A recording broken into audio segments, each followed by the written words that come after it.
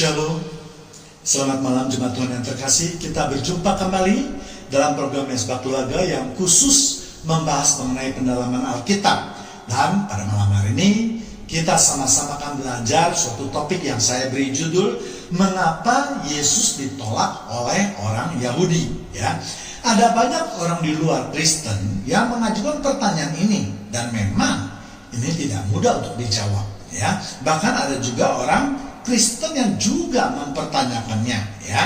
Bahkan ada yang merasa heran, kenapa agama Kristen yang berasal atau akar daripada agama Kristen ini adalah ajaran Yahudi atau Yudaisme, tetapi mengapa ada perbedaan yang sangat mendasar, ya. Untuk itu, maka malam ini kita sama-sama akan belajar tentang kebenaran daripada firman Tuhan. Ada 4 jawaban yang dapat diberikan atas pertanyaan ini. Yang pertama yaitu, sejak zaman penciptaan, bangsa Israel merasa bahwa Tuhan Allah mereka hanya menciptakan sesuatu yang pasti dan bukan dalam ranah abu-abu. Ya, apa maksudnya? Nanti akan saya jelaskan, ya. Misalnya ketika alam penciptaan alam semesta ini, dikatakan bahwa pada waktu itu bumi masih belum berbentuk, ya. Dapat kita lihat di Kejadian 1 ayat 2. Bumi belum berbentuk dan kosong, gelap gulita menutupi samudera raya, dan Roh Allah melayang-layang di atas permukaan air. Kata belum berbentuk dalam bahasa Ibraninya yang ditulis dengan kata tohu vavuhu, yang kalau diterjemahkan lurus dalam bahasa Ibrani itu adalah keadaan yang kacau, ya, tidak beraturan sama sekali. Seperti misalnya benang kusut, ya, atau misalnya juga dapat digambarkan suatu kamar yang berantakan sekali, ya, sama semua barang bercampur baur di sana. Nah, itulah yang disebut dengan tohu vavuhu, ya. Pada pemahaman orang Yahudi, mereka menganggap Allah tidak hanya menciptakan, tetapi Allah juga memisahkan segala sesuatu menurut keadaannya. Ya, misalnya Allah juga memisahkan segala sesuatu menurut keadaannya. Ya, misalnya Allah memisahkan antara gelap dan terang. Ya, Allah juga memisahkan antara air yang berada di cakrawala dengan air yang di bumi. Ya, Allah juga memisahkan air dengan daratan dan seterusnya. Demikian juga mengenai makanan, ya. Tuhan Allah Israel tidak memperbolehkan manusia memakan hewan yang hidup di 2 alam, ya, karena dianggap itu tidak ada kepastian, ya. Misalnya kepiting tidak boleh, ya, katak juga tidak boleh, buaya juga tidak boleh, dan seterusnya, ya. Jadi kita tahu sekarang bahwa Allah tidak memperbolehkan umatnya untuk memakan hewan atau binatang yang hidup di 2 alam, karena Allah menurut pemikiran orang Yahudi bahwa Allah itu tidak mau atau tidak menciptakan sesuatu yang berada di tengah-tengah.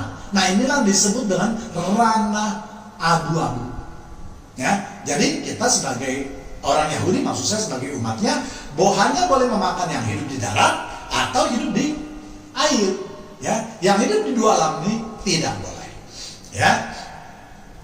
Demikian juga ketika Yesus datang ke dunia ini, ya, banyak orang Yahudi yang ketika itu melihat segala perbuatan Yesus itu seperti Allah.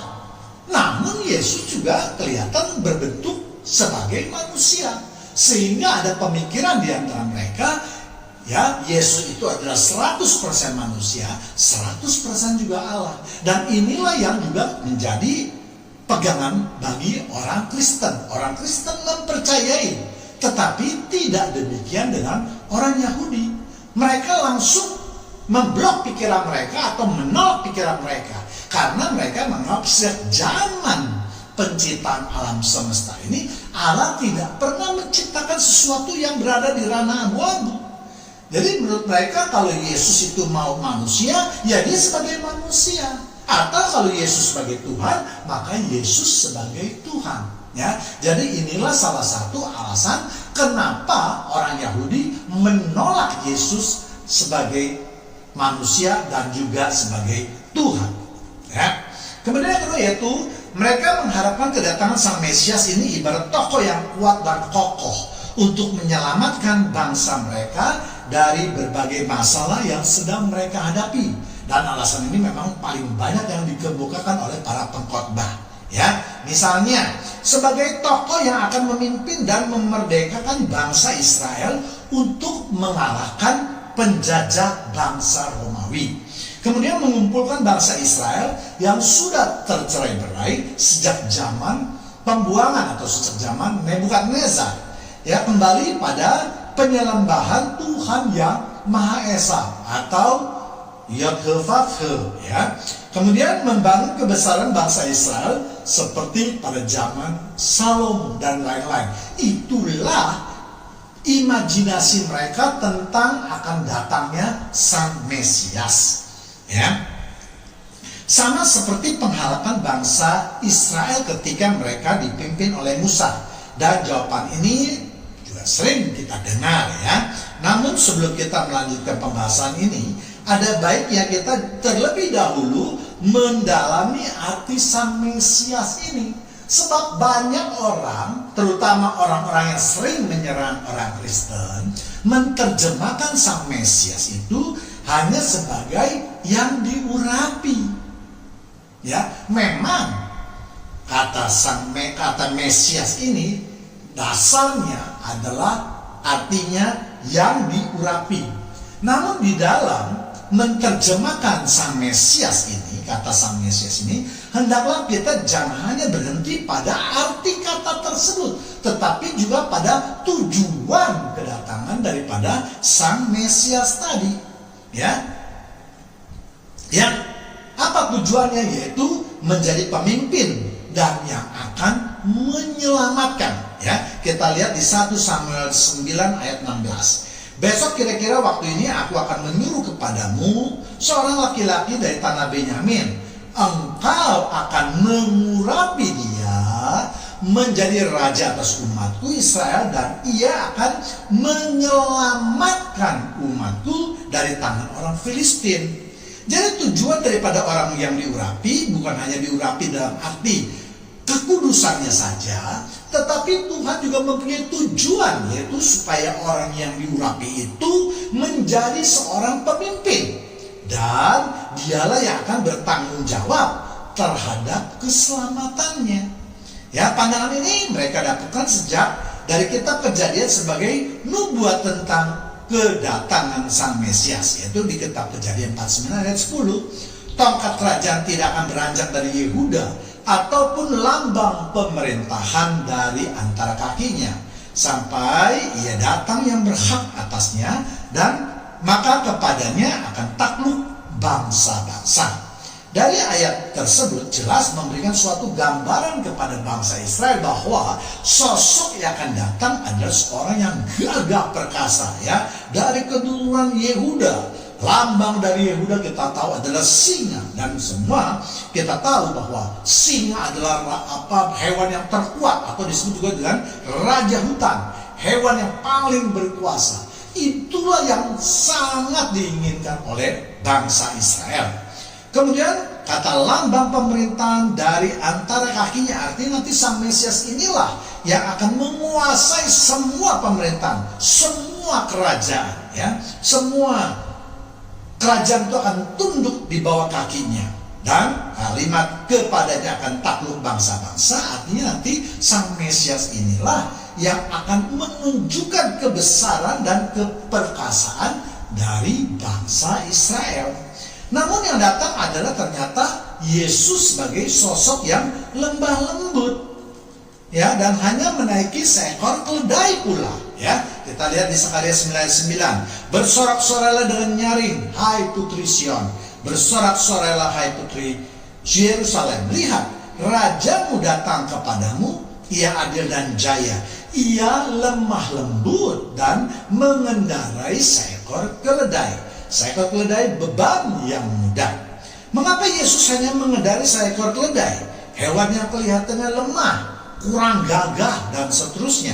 Karena Yesus ingin mengubah imajinasi atau pandangan daripada orang-orang Yahudi bahwa kedatangan Mesias bukanlah sosok yang gagah perkasa, yang siap untuk memimpin mereka untuk bertempur, tetapi sosok yang datang adalah sosok yang lemah lembut untuk mencapai suatu perdamaian. Ya. Kemudian ketiga yaitu alasan lain penolakan terhadap Yesus adalah karena Sang Mesias. Sang Mesias adalah ketika Yesus dikorbankan di kayu salib. Ya, mengapa bisa demikian? Bagi bangsa orang Yahudi, mereka adalah orang-orang yang telah beribu-ribu tahun mempelajari Taurat, dan salah satu larangan dari hukum Taurat adalah tidak boleh mengorbankan manusia untuk keperluan apapun juga. Ya, bahkan dimulai dari kitab Kejadian di mana Adam dan Hawa jatuh ke dalam dosa, Tuhanlah yang menyembelih seekor hewan untuk diambil kulitnya yang dipergunakan untuk pakaian bagi mereka berdua. Sedangkan darahnya yaitu untuk penghapusan dosa. Mengapa darah? Karena di dalam darah itulah terdapat nyawanya. Ya, Imamat 17 ayat 11. Karena nyawa makhluk ada di dalam darahnya, dan aku telah memberikan darah itu kepadamu di atas mezbah untuk mengadakan pendamaian bagi nyawamu. Karena darah mengadakan pendamaian dengan perantara nyawa. Itulah sebabnya orang Yahudi tidak boleh memakan darah apapun juga. Di samping itu, darah hanya diberikan kepada mezbah. Artinya darah tersebut hanya dipersembahkan kepada Tuhan. Karena Tuhanlah yang memberi kehidupan, sehingga hanya dialah yang boleh mengambil kehidupan makhluk hidup. Ya. Kemudian perjanjian tersebut diteruskan atau dikembangkan oleh para rabi, sehingga mereka akhirnya berkesimpulan bahwa untuk menebus dosa manusia, maka jalan satu-satunya adalah dengan darah. Ya, Ibrani 9 ayat 22. Dan hampir segala sesuatu disucikan menurut hukum Taurat dengan darah, dan tanpa penumpahan darah tidak ada pengampunan. Ya, jadi orang Yahudi tentu sangat mengerti bahwa untuk menebus dosa jalan satu-satunya adalah dengan darah. Namun mereka menolak kalau darah itu berasal dari manusia, sebab Allah yang mereka sembah tidak pernah mengizinkan mereka mengorbankan manusia. Bahkan Tuhan mereka sangat keras menolak cara-cara tersebut.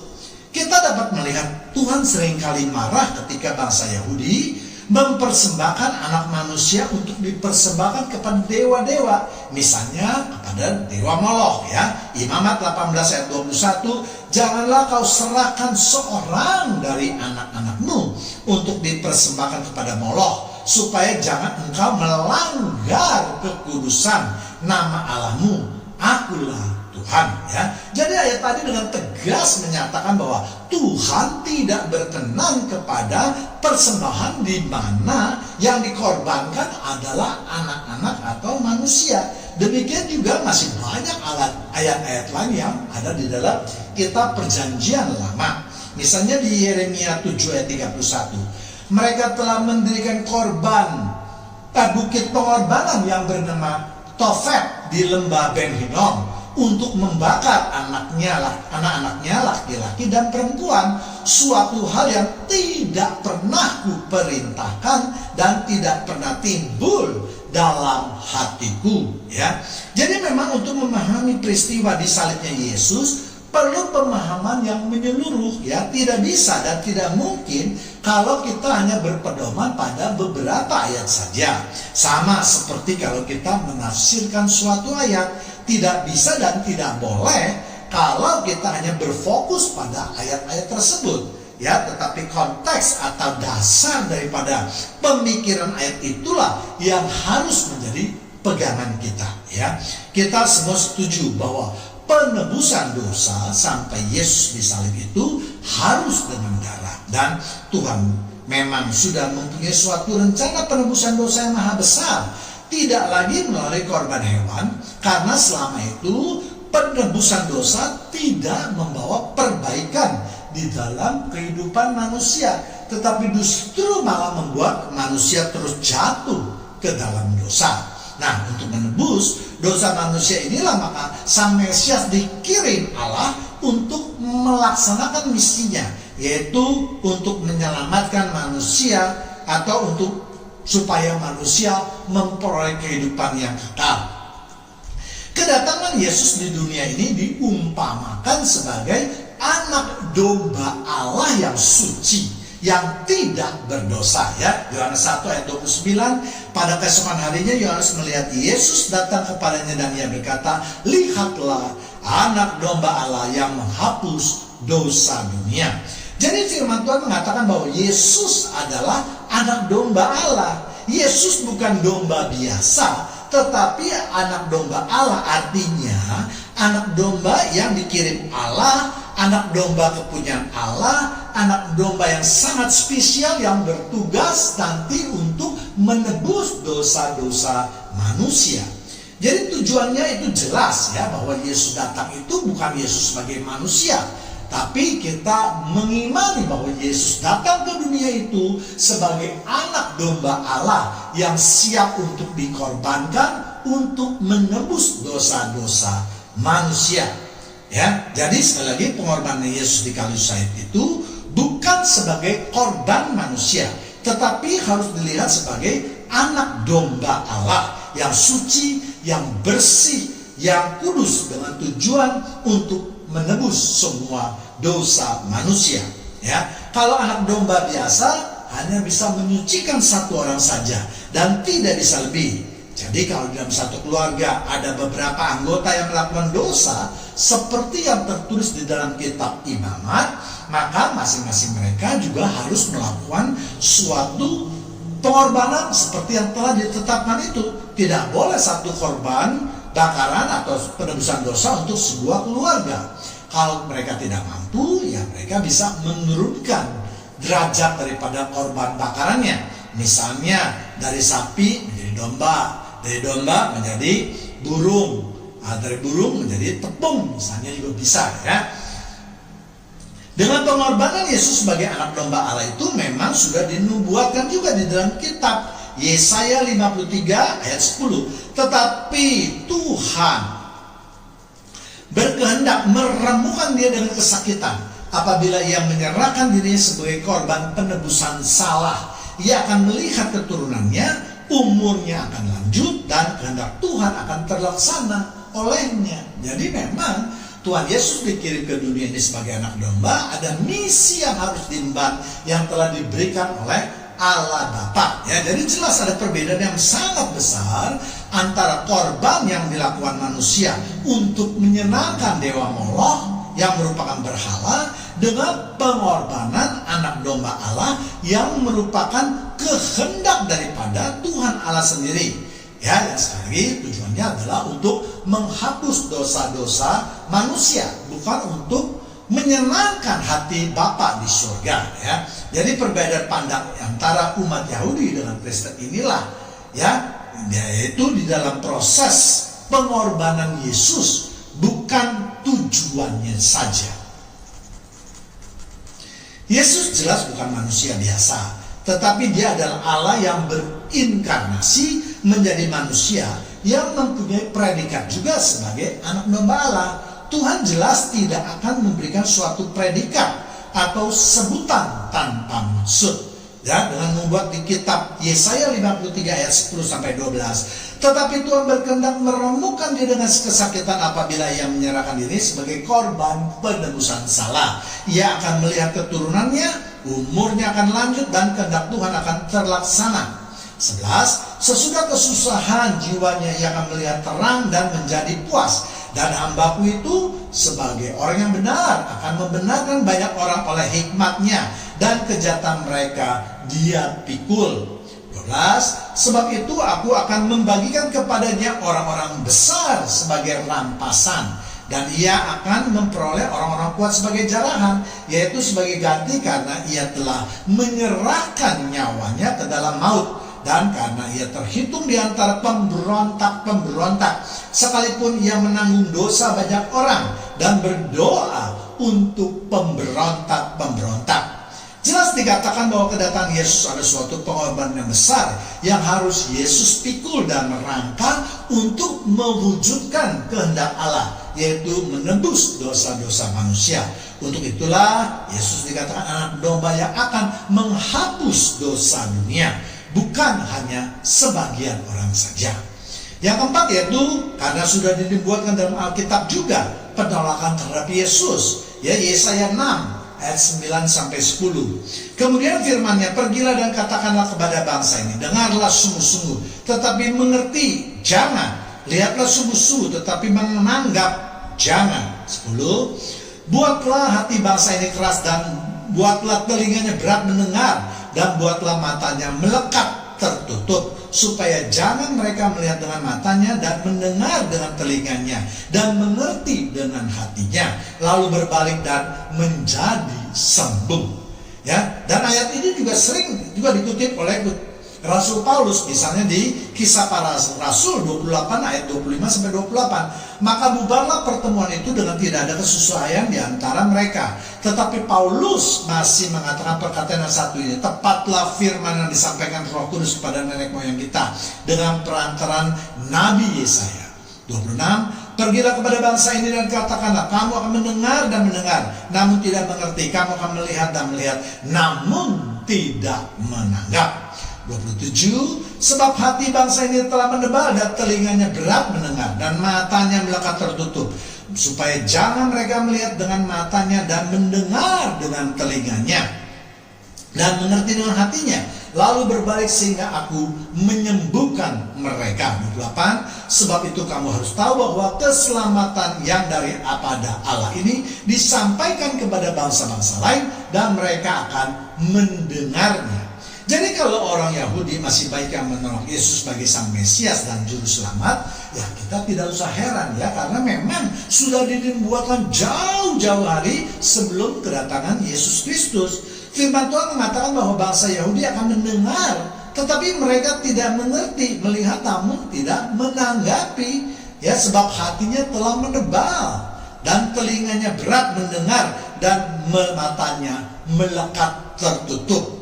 Ya, sehingga akhirnya Tuhan mengatakan akan meninggalkan bangsa Yahudi dan memberikan berita keselamatan itu kepada bangsa-bangsa lain, dan mereka bangsa-bangsa itulah yang akan mendengar. Inilah faktanya, inilah nubuatnya, inilah kejadiannya pada hari ini, bahwa lebih banyak bangsa-bangsa di dunia ini yang percaya kepada Yesus sebagai Tuhan dan Juru Selamat daripada bangsa atau orang-orang Yahudi. Ya, nah sebagai tambahan, namun sayang, ya dikatakan memang penyesatan harus terjadi di akhir zaman ini. Kita mungkin mendengar ada pengajaran dari Tiongkok, yaitu Gereja Tuhan Yang Maha Kuasa, yang mengajarkan bahwa Yesus telah datang dalam sosok seorang wanita.